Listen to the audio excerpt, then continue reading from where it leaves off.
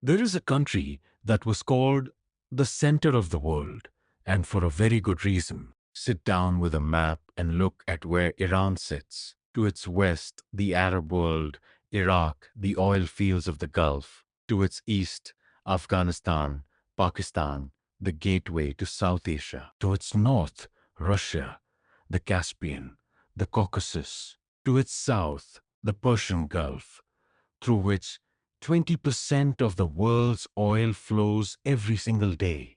This is not a coincidence. Geography made Iran the crossroads of civilization. And that same geography made it the most invaded, most fought over piece of land in human history.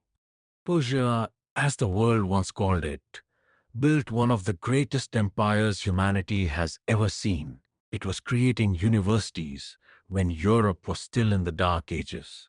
It invented the postal system, the concept of human rights, the idea that different peoples could live under one rule. And then, invasion after invasion, revolution after revolution, it became a country the world fears, misunderstands, and cannot afford to ignore. How did that happen? That is the story we are telling today. To understand Iran, you must first understand what it feels like to live there. Iran is a high plateau, a massive inland table of land sitting at an average elevation of 1,200 meters. It is surrounded on almost all sides by mountain ranges. The Zagros in the west, the Alborz in the north, the ranges of Khorasan in the northeast. These mountains are both Iran's shield and its prison. Invaders have to cross them to get in, which is hard. But Iran also has to cross them to get out, which shapes every trade route, every military campaign, every relationship with its neighbors. The interior of Iran is mostly desert. The Dashti Kavir, the Great Salt Desert, the Dashti Lut, one of the hottest places on earth. Huge, empty, brutal. So where do Iranians actually live? In a ring around the edges, in the foothills, along rivers, in the narrow fertile strips between mountains and desert. Cities like Tehran, Isfahan, Shiraz, Tabriz, all sitting in these protected pockets. And then there is the Strait of Hormuz, just 33 kilometers wide at its narrowest point. Every day, roughly 17 to 20 million barrels of oil pass through it. That is almost one-fifth of the world's entire oil supply. Iran sits on one side, and Iran has always known what that means. If Iran closes that strait, even for a week, the global economy goes into shock. That is not a threat. That is geography. And it is the single most important fact about Iran's power in the modern world. Before we talk about what Iran is today, we need to understand what Persia was. Because Iran's sense of identity, its pride, its trauma, its ambition, all of it comes from that history. Around 550 BCE, a man named Cyrus the Great built something the world had never seen. An empire that stretched from the Aegean Sea in the west to the borders of India in the east, from Central Asia in the north to Egypt in the south. But what made Cyrus truly revolutionary was not the size. It was the philosophy. When he conquered Babylon, he did not enslave the people. He freed them. He issued what historians call the world's first declaration of human rights, the Cyrus Cylinder. He allowed conquered peoples to keep their languages, their religions, and their customs. The Jews held in Babylonian captivity, Cyrus sent them home. The Bible mentions him by name, calling him the Lord's anointed. The Persian Empire created the world's first postal system, the chapar, with relay stations every few kilometers across the empire, so messages could travel thousands of kilometers in days. Persian engineers built the Karnak underground irrigation channels that turned desert into farmland, a technology still used in Iran today, 2,500 years later. Persepolis, the ceremonial capital, was so magnificent that when Alexander the Great burned it, ancient historians wept. Some said it was an accident. Others said it was deliberate revenge for Persia burning Athens. Either way, the greatest building of the ancient world was gone. This is the civilizational memory that every Iranian carries, not the poverty of today's sanctions, not the image of angry crowds on Western television, the memory of being the greatest empire on earth. But that greatness came with a price. Because if you are the crossroads of the world, everyone wants to cross through you, and they don't always ask nicely. In 334 BCE, Alexander the Great swept in from the west. He defeated the Persian army, burned Persepolis, and absorbed the empire into his own. Persia, for the first time, was under foreign rule. But here is the thing about Persia that every conqueror discovered too late. You can conquer it, but you cannot erase it. Alexander's successors, the Seleucids, became more Persian than Greek within 2 generations. They adopted the language, the customs, the administration. Then came the Parthians, then the Sassanid Empire, which rebuilt Persian greatness and challenged Rome itself as an equal power for 4 centuries. Then, in 636 CE, the Arab armies of Islam swept in. This was the most transformative invasion of all. The Sassanid Empire, exhausted by centuries of war with Byzantium, collapsed within years. Islam came to Persia, but Persia also came to Islam. The Persians became Muslims, but they brought their language, their art, their bureaucracy, their philosophy into the Islamic world. Persian became the language of poetry and administration across the Muslim world, from Istanbul to Delhi. And then the worst came. In 1219 CE, the Mongols arrived. Genghis Khan's armies did not just conquer, they annihilated.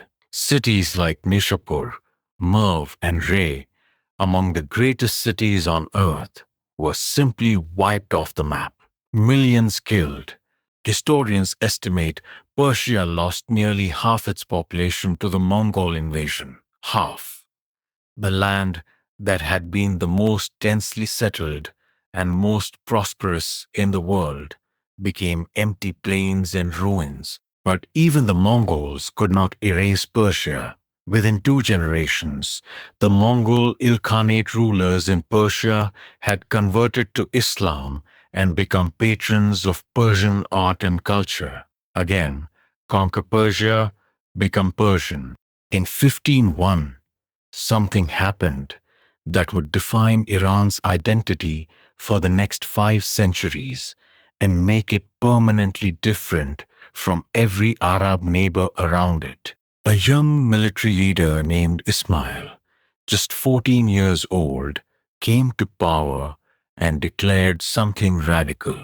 Iran's official religion would be Twelver Shia Islam. This was not just a religious decision, it was a geopolitical masterstroke. Surrounded by Sunni Ottoman Turks to the west and Sunni Uzbeks to the east, the Safavid Shahs needed something to make Iranians fight together as one people. Shia Islam gave Iran a distinct identity. It gave the people a reason to die defending their land that went beyond loyalty to a king. It became a sacred duty. Iran is not an Arab country. This surprises many people. Iranians are Persian. They speak Farsi, an Indo-European language related to Hindi, and even English, not Arabic. This distinction matters enormously to Iranians. Iran sees itself as the protector of Shia Muslims everywhere. In Iraq, in Lebanon, through Hezbollah, in Yemen through the Houthis, in Syria through Assad. This is what analysts call the Shia crescent, and Iran built it deliberately, piece by piece, over decades. By the 19th century, Persia was exhausted. Centuries of invasions, the chaos of changing dynasties, and now two new predators circling from the north and the south. Russia wanted warm water access through Iran to the Persian Gulf. Britain wanted to protect its Indian empire from Russian expansion. Iran, caught between them, became the battleground of what became known as the Great Game. The Qajar Shahs, weak, corrupt, and desperate for money, began selling Iran's resources to foreign powers. In 1872, a British businessman named Julius de Ruyter was given control of Iran's roads, minerals, factories, telegraph lines, and future railroad, essentially the entire economy. Even the British press was shocked. Lord Curzon, the future Viceroy of India, called it the most complete surrender of a country's resources to a foreign power ever seen in history. Then, in 1901, oil. William Knox D'Arcy, a British businessman, was given exclusive rights to drill for oil across 5/6 of Iran. For 60 years, for almost nothing. In 1908, they struck oil, the largest oil field ever found at that time. The Anglo-Persian Oil Company, which later became BP, was born. Britain's navy converted from coal to oil, partly because of Iranian oil. The Royal Navy that fought World War I ran on Iranian petroleum. And what did Iran get? Almost nothing. The royalties were insulting. The accounting was dishonest. Iranian workers in their own oil fields were paid less than imported British workers. Iranians were not even allowed inside the company's social clubs. This is the wound that never healed. When Iranians talk about the West today, about distrust, about imperialism, about sovereignty, this is what they are remembering. Not abstract ideology, lived humiliation, written into their grandparents' lives. In 1951, Iran did something remarkable. Through a democratic process, through a parliament, through a popular vote, they elected a man named Mohammad Mossadegh as prime minister. Mossadegh was an extraordinary figure, Western educated, a lawyer, deeply committed to democracy and Iranian sovereignty. Time magazine named him Person of the Year in 1951. The Iranian people adored him, and he did one thing that made the Western powers decide he had to go. He nationalized Iranian oil. His argument was simple. This is our oil, in our land, pumped by our workers. Why is Britain taking 85% of the profits? Iran voted. Parliament agreed. The Anglo-Iranian Oil Company was out. Britain was furious. They called it theft. They imposed a global boycott. No country could buy Iranian oil or face British retaliation. Iran's economy began to collapse. But Mossadegh refused to back down. So in 1953, Britain and the United States, through their intelligence agencies, MI6 and the CIA, organized a coup, Operation Ajax. They paid Iranian newspapers to print anti-Mossadegh propaganda. They hired mobs to create chaos in the streets of Tehran. They bribed military officers. Mossadegh was arrested. He spent the rest of his life under house arrest. The Shah, Mohammad Reza Pahlavi, was reinstated, now firmly in the pocket of Western powers. Iranian democracy was over, ended from the outside. The United States admitted this officially in 2013. 60 years later, they admitted they overthrew Iran's democracy. But 60 years is a long time for a wound to fester. Every Iranian knows the story. Every single one. It is taught in schools, passed down in families, referenced in politics. When Iranian leaders today talk about American bad faith, about not trusting Washington, this is what they are pointing to. Not paranoia. History. The Shah ruled Iran for the next 26 years.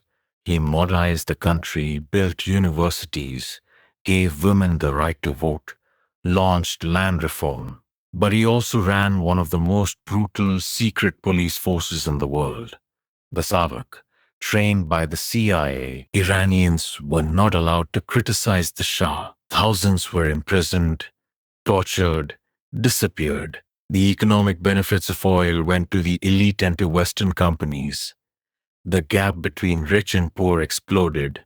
And then, from a small town in France, a 76-year-old cleric began recording cassette tapes. Ayatollah Ruhollah Khomeini had been in exile for 15 years, but his recorded messages were being smuggled into Iran, duplicated by hand, passed from person to person across the country. In the age before the internet, cassette tapes started a revolution. What Khomeini offered was a vision that fused religion with politics, Islamic governance, vilayati faqih, the guardianship of the Islamic jurist, the idea that a supreme religious scholar should lead the state. By 1978, protests were everywhere. Every class of Iranian, the religious, the secular, the leftist, the nationalist, united in one single demand: the Shah must go. In January 1979, he fled. On 1st February 1979, Khomeini's plane landed in Tehran. 5 million people came out to see him. It was one of the largest gatherings in human history. Within months, the revolution consumed itself. The leftists, the liberals, the nationalists who had helped bring down the Shah, they were imprisoned, executed, or fled. The Islamic Republic emerged, not the democracy many had hoped for, but a theocracy with its own internal politics and its own iron fist. And then, in November 1979, Iranian students stormed the American embassy in Tehran and took 52 Americans hostage for 444 days. The hostage crisis changed everything. It ended any possibility of a normal relationship between Iran and the United States for decades. The wounds from 1953, America overthrowing Iranian democracy, became the justification for what happened in 1979. And the wounds from 1979 became America's justification for everything that followed. In September 1980, while Iran was still digesting its revolution, Saddam Hussein's Iraq invaded. He saw a weakened, chaotic neighbor and an opportunity. What followed was 8 years of war, the longest conventional war of the 20th century. Trench warfare, chemical weapons, child soldiers, human wave attacks. It looked like World War I, but with modern weapons. Iran suffered over 500,000 casualties. Entire cities were destroyed. The economy collapsed. And here is the part that Iranians never forgot.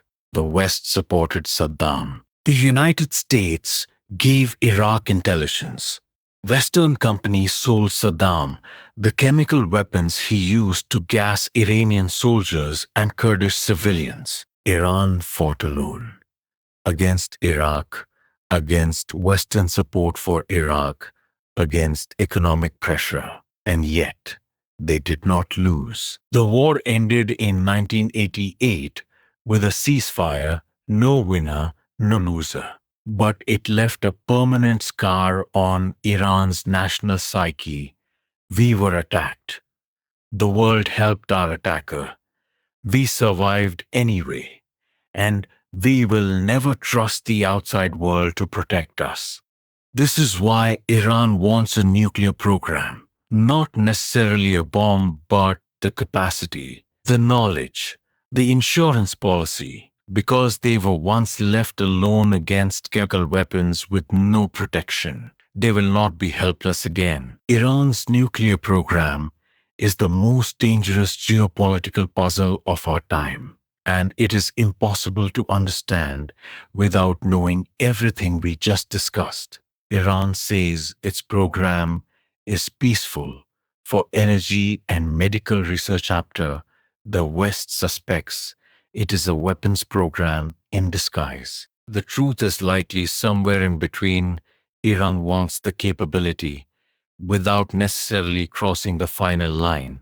In 2015, after years of negotiations, the Iran nuclear deal, the JCPOA, was signed. Iran agreed to limit its nuclear activities in exchange for sanctions relief. It was not perfect, but it was working. Then in 2018, President Trump withdrew from the deal unilaterally without Iran violating it. Maximum pressure sanctions were reimposed, crushing the Iranian economy, devastating ordinary Iranians. Iran responded by gradually increasing its uranium enrichment. Today, Iran enriches uranium to 60% purity, far above the 3.67% limit of the deal, and approaching the 90% needed for weapons grade. The situation is a perfect trap. Iran cannot trust a deal that America walked away from. America cannot trust Iran to limit enrichment without a deal. And the region watches Saudi Arabia, Israel, the Gulf states, all calculating what Iran's nuclear capacity means for them. Israel has conducted covert operations against Iran's program, assassinating nuclear scientists, allegedly launching the Stuxnet cyber attack that destroyed Iranian centrifuges. Iran has responded through its proxy networks, Hezbollah, Hamas, the Houthis. This is a shadow war being fought across the entire Middle East, and both sides are convinced they are the one defending themselves. The Iran that the world sees, Khamenei, the Revolutionary Guards, chance of death to America, is not the only Iran. There is another Iran that rarely makes the news. Iran has one of the highest rates of university education in the Middle East. More than 50% of university students are women. Iran produces more scientific research papers per year than almost any country in its income bracket. Iranians are intensely proud of their culture, their poetry, their cinema, their food, their ancient history. Iranian cinema has won Academy Awards. Iranian poets like Rumi and Hafez are read worldwide.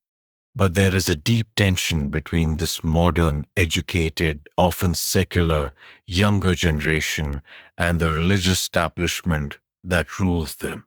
That tension exploded in 2009 with the Green Movement after a disputed election, and again in 2019 with economic protests, and most powerfully in 2022. In September 2022, a 22-year-old Kurdish Iranian woman named Mahsa Amini died in police custody after being arrested for allegedly wearing her hijab improperly.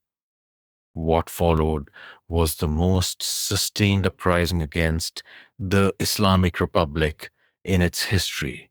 Women in streets burning their headscarves, young men and women together chanting woman, life, freedom. It spread to every province, every ethnicity. Iranians abroad marching in solidarity. The government crackdown, hundreds killed, thousands arrested. The protests eventually subsided, but the fire did not go out. The Islamic Republic survived, but something shifted. The social contract between rulers and ruled had visibly cracked. Iran today stands at a crossroads that will shape the Middle East for the next generation, and it faces pressures from every direction, internal and external. Economically, sanctions have been devastating. Inflation has been running at over 40% for years. The Iranian rial has lost over 90% of its value since 2018. Young, educated Iranians are leaving the country in what is called a brain drain, the largest in the world. Geopolitically, Iran has made unexpected moves. In 2023, China brokered a normalization deal between Iran and Saudi Arabia, two regional rivals who had not had diplomatic relations for 7 years. The US was not at the table. Iran has also deepened ties with Russia, supplying drones used in the Ukraine war. Iran is no longer isolated. It has powerful patrons in Beijing and Moscow. But those patrons also want things in return. The fundamental question about Iran has not changed in 3,000 years. Can the crossroads of the world find a way to be at peace with the world around it? Or will geography always make it a target, and therefore always make it a threat? Iran's people, 90 million of them, young, educated, connected to the world through social media, even behind state firewalls, are not waiting for foreign powers to decide their future. They already showed the world what they think of their government in 2022. The question is, what comes next? History says this. Every empire that tried to erase Persia became Persian. Every foreign idea that entered Iran was absorbed and transformed into something Iranian. The culture has a gravity of its own. Iran is not the cartoon villain of Western news coverage, nor is it the innocent victim it sometimes portrays itself as. It is something far more complex, a 3,000-year-old civilization trying to navigate a modern world that it helped create using tools forged from its own trauma. Its geography made it the crossroads of the world. Its history made it suspicious of every neighbor and every power. Its religion gave it identity and a weapon. Its oil gave it leverage and a target. And its people, stubborn, proud, creative, exhausted, are still here, still insisting on their place in the story. Whatever happens next in the Middle East, with the nuclear program, with the proxy wars, with the internal pressures building inside the country, it will be impossible to understand without understanding this story. Geography is destiny, and Iran's destiny is not finished yet. If this gave you a new way of seeing Iran, share it with someone who needs to hear it, and I'll see you in the next one.